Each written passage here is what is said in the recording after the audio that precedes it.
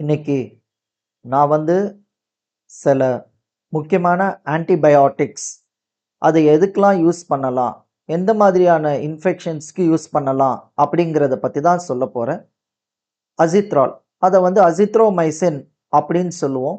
அதை நம்மளுடைய respiratory இன்ஃபெக்ஷன்ஸ்க்கும் throat இன்ஃபெக்ஷன்ஸ்க்கும் மெயினாக யூஸ் பண்ணலாம்.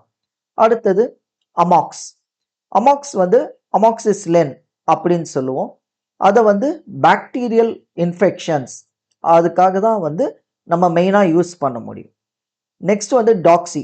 டாக்ஸிங்கிறத டாக்ஸிசைக்ளின் அப்படின்னு சொல்லுவோம். இதுக்கு என்னென்ன இன்ஃபெக்ஷன்ஸ்க்கு யூஸ் பண்ணலான்னா, ஸ்கின் இன்ஃபெக்ஷன்ஸ்க்கு, அதுக்கப்புறம் நம்மளுடைய செஸ்ட்டில் வரக்கூடிய இன்ஃபெக்ஷன்ஸ்க்கு அண்ட் யூரினரி ட்ராக்ட் இன்ஃபெக்ஷன்ஸ்க்கு அதை யூஸ் பண்ணலாம். அடுத்தது சிப்லாக்ஸ்.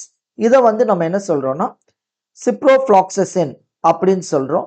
இதையும் நம்ம யூரினரி ட்ராக்ட் இன்ஃபெக்ஷன்ஸ்க்கு மெயினாக யூஸ் பண்ணலாம். மெட்ரோனிடசோல்.